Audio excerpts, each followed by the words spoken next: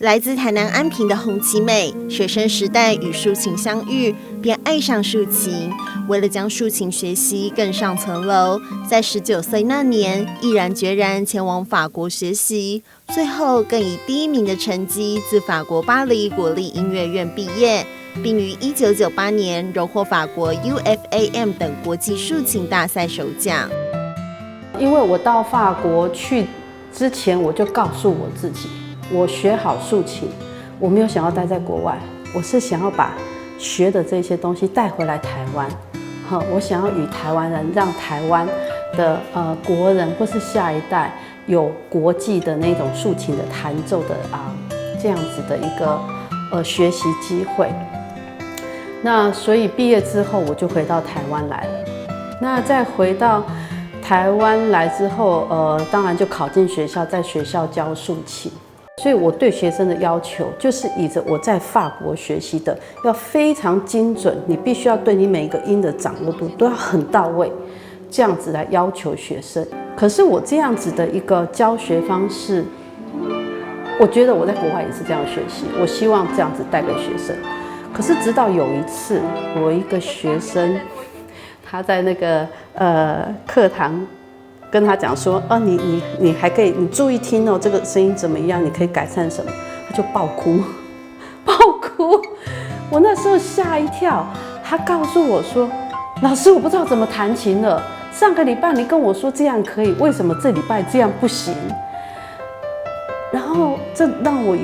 有一点震惊。然后我就在反省我自己，为什么会让学生这个样子？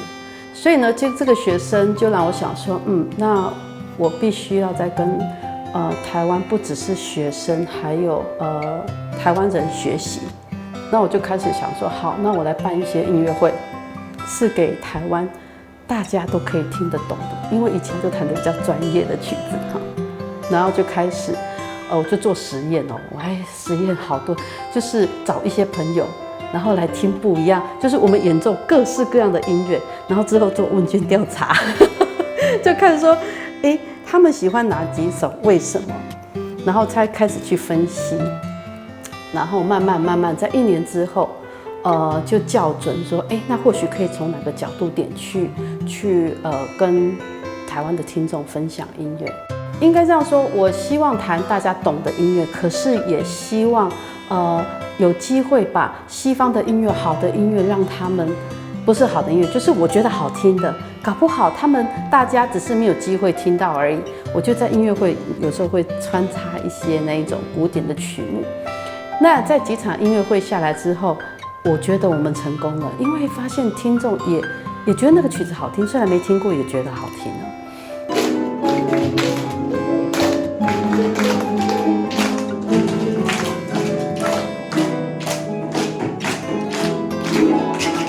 蒙娜米的意思就是法语，我的好朋友。希望大家在音乐会里面就是去经验到那一种没有距离，是大家心跟心这样流动的，是经验到美的一个片刻。我的学生，然后毕业之后也很喜欢跟大家分享，我们就组了一个蒙娜米竖琴乐团，就是跟大家分享音乐。那这个乐团呢，就是希望说我们弹的音乐可以进入大家的心。那我觉得就是说，我自己在练琴里面我经验到的一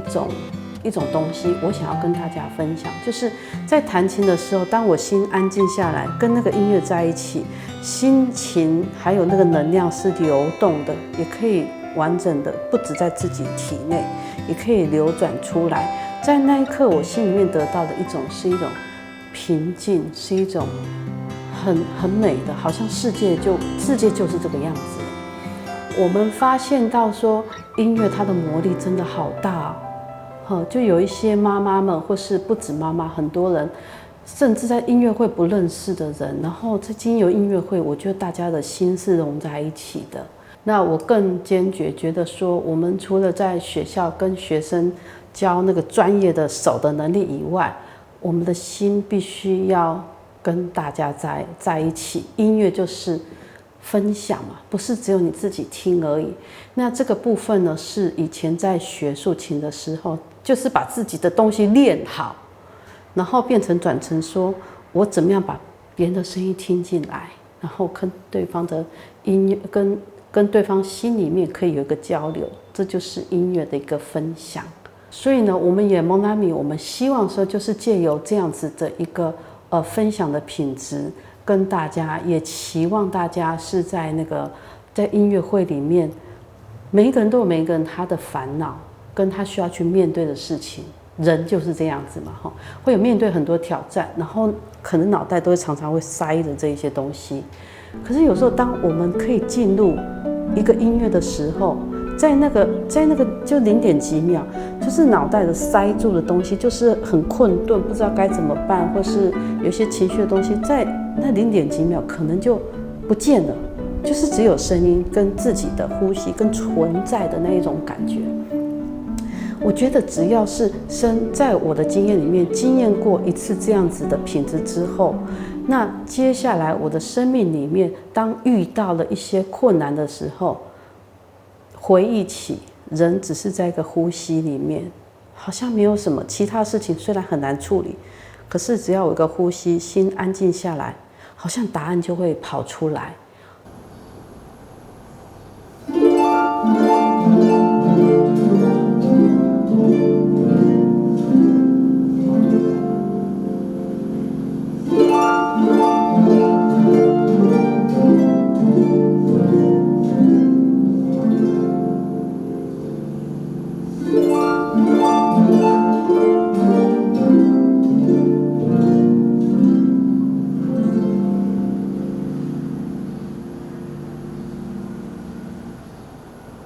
蒙娜米抒情乐团于2012年的暑假创立，更于2020年选定在红旗美老家工厂落脚。洪老师也在家人的支持下，与团员们携手，将工厂逐步改建成蒙娜米小客厅。那是刚刚好因缘条件下面，我爸爸他的工厂在安平，我爸爸是塑胶袋工厂，然后用塑胶袋工厂把我们小孩养大的。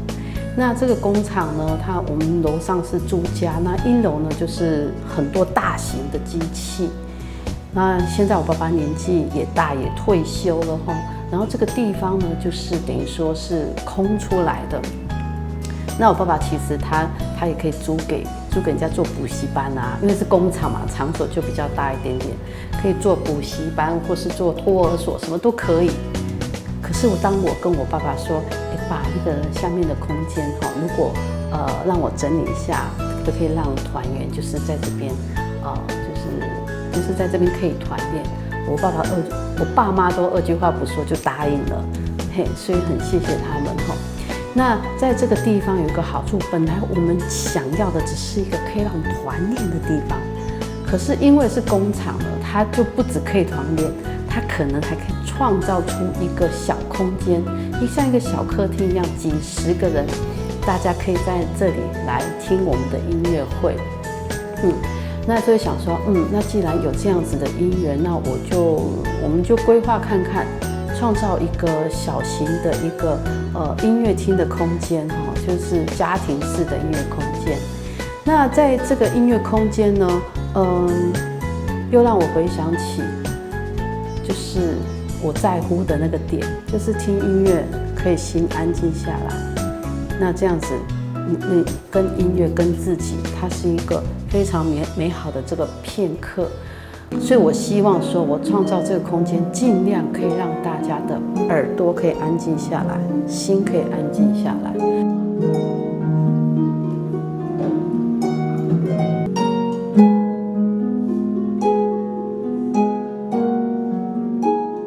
我是很久以前是主修竖琴的学生，那一阵子可能20几年没有弹了，然后去年又再回来开始练习竖琴这样子。我大概就是在国3的时候，就是因为要考音乐班，所以就是在音乐机会之下，我就跟洪老师学竖琴。我大概也是从国中的时候开始跟洪老师学琴，那到现在差不多也有10几年的这样子。我觉得老师是一个很认真的人，很认真是因为他对你的每一个问题，他都会很仔细的聆听。听，然后会给你他觉得最真诚，然后最适合你的回答，因为不一定是一个答案适用于每一个人这样子，所以我觉得老师是一个很认真倾听的一位老师。我觉得老师是来依照每一个人，然后慢慢的一步一步的教你，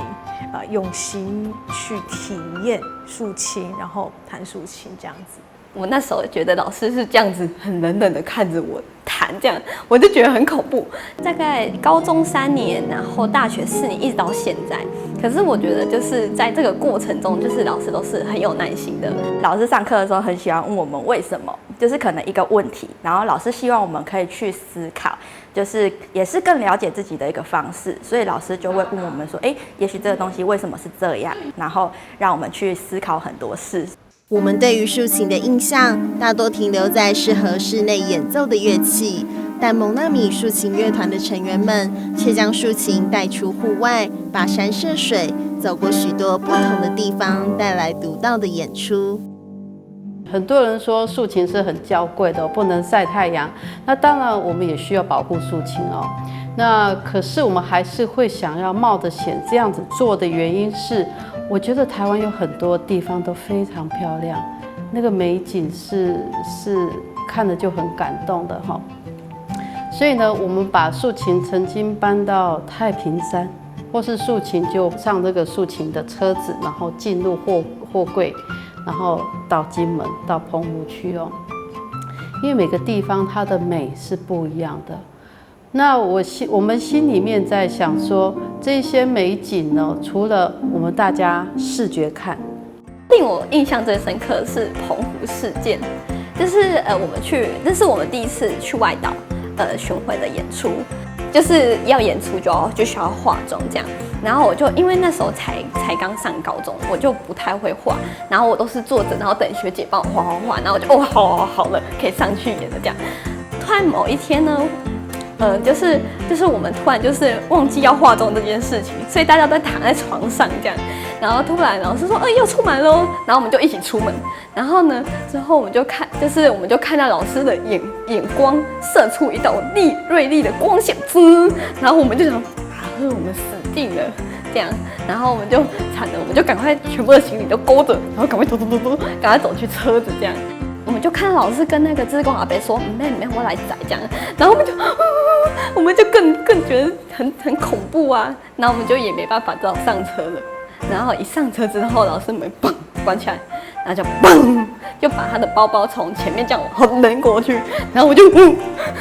接住。然后当然就是一连串，大家可想而知可能会发生什么事情。去的路上，就是去到演艺厅的路上，我们就很快速的都化好妆，然后就下车。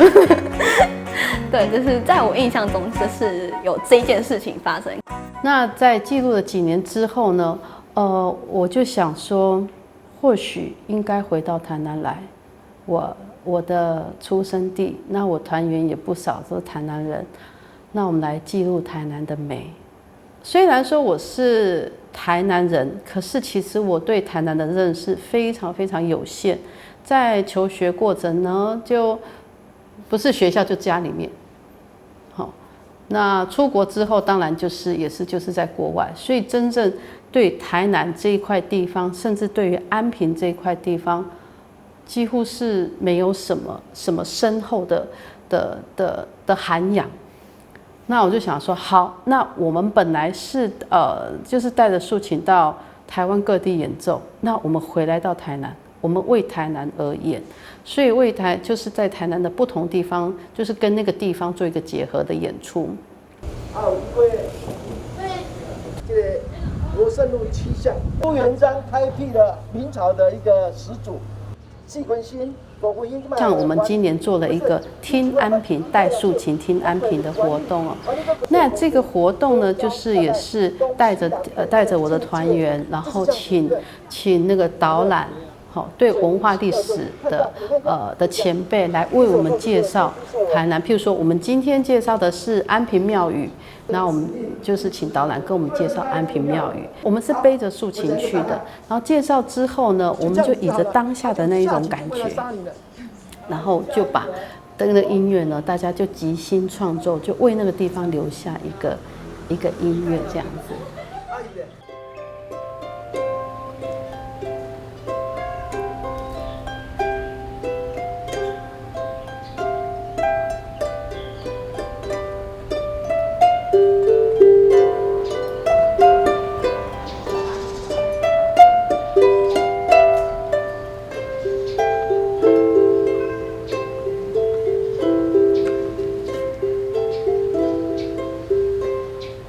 蒙娜米竖琴乐团带着竖琴打破距离，走入我们的日常，更将竖琴演奏与教育现场结合，期盼以流动的乐章走进听众的心。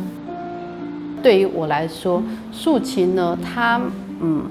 只是一个工具。嘿，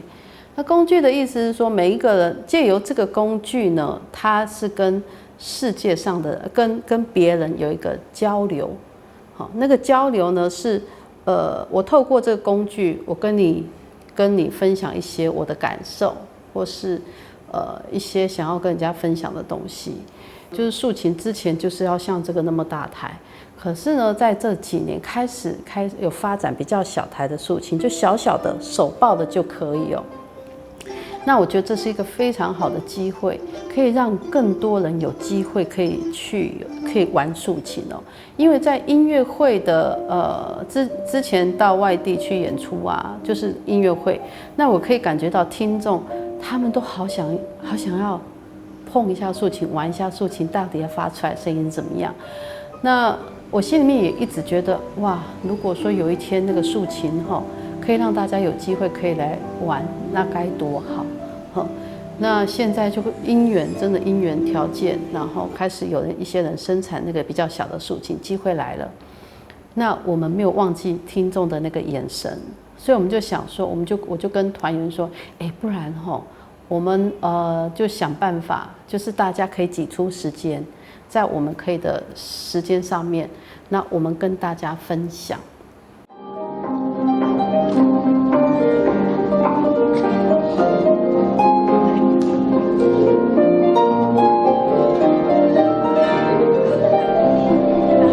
就是要跟美的东西结合在一起。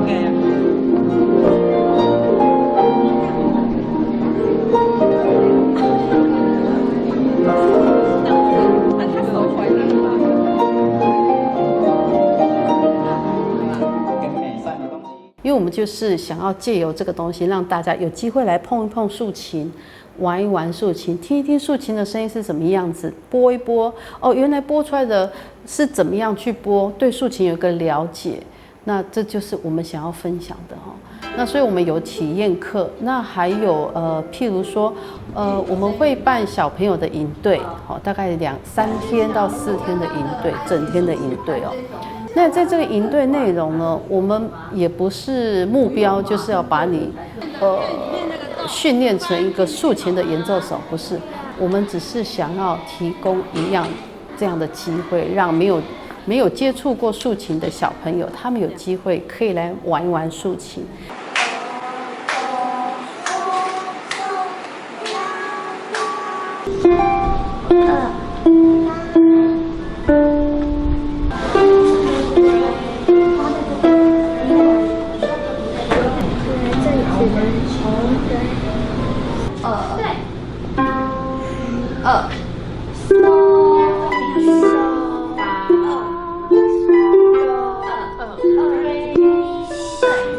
那除了这个之外呢，我们还做什么？我们有到校园，或是或是一些外面的团体，我们有受邀去做一些讲座那譬如说像校园的方面呢，中学生或者大学生他们的未来我自己可以做什么？我的兴趣在哪里？怎么样了解自己？我们就借由竖琴的这样的一个讲座，然后边弹竖琴，然后有时候竖琴停下来就跟他们聊一下，然后跟家长也是，家长以前也当过学生，然后可是当那个角色变成爸妈之后，他心里面多的那一种走过的路比较多的心里面的担心跟过爱，或是有一些想法，那跟小孩子可能有一些不一样，世代不一样了那我们也会去跟家长做一个亲子的沟通。那我觉得这一块是虽然跟竖琴好像没有关系，可是我是觉得说那是就是以着我们教学方面的一些想法跟家长们分享，那所以也觉得蛮好的。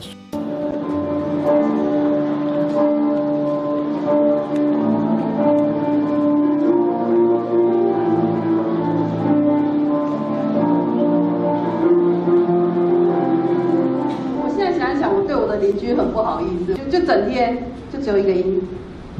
这个音，就只有这个音。为什么要练？而且练好几个礼拜，甚至上以1个月来算。分享片刻的美好。为什么要讲这句话？因为就是大家的生活很忙碌，那在忙碌之余呢，可能就是到躺下去那一刻，都还是脑袋在转，我要做什么事情了。那这样子活着会很有动力，或许有动力很好。可是有的时候让自己有空间可以喘个气，休息一下哈，可能要面对问题要解决的方法也会不一样。好，所以蒙拉米还是想要做这一块，陪伴大家。就是让大家在很忙碌之余，有一个空间可以放松一下，心情上面、精神上面可以放松一下，耳朵打开。我们希望能够帮助大家把耳朵打开，然后让美好的音乐进来，让自己的心是可以跟自己，就先暂时抛开那些需要思考、很忙碌的事情。就算是2秒钟、1秒钟，在那1秒钟可以完完整整的跟自己在一起，借由我们的演奏，可以跟自己在一起，为自己创造一个空档。那或许生命也会不一样。这是我们对自己跟对于听众，我们希望可以达到的。那这个蒙拉米小空间，就是小客厅。我们也是每个月会有一次的讲座音乐会哦，我们会继续也来推这一块。除了刚刚讲的体验课啊，或是讲座啊，或是营队啊这些，或是甚至我们在外面演出，这些都一样，全部都导到同一个目标，就是我们希望跟大家来经验，就是忙碌的生活里面有一个短的片刻、小的片刻，是跟自己在一起的。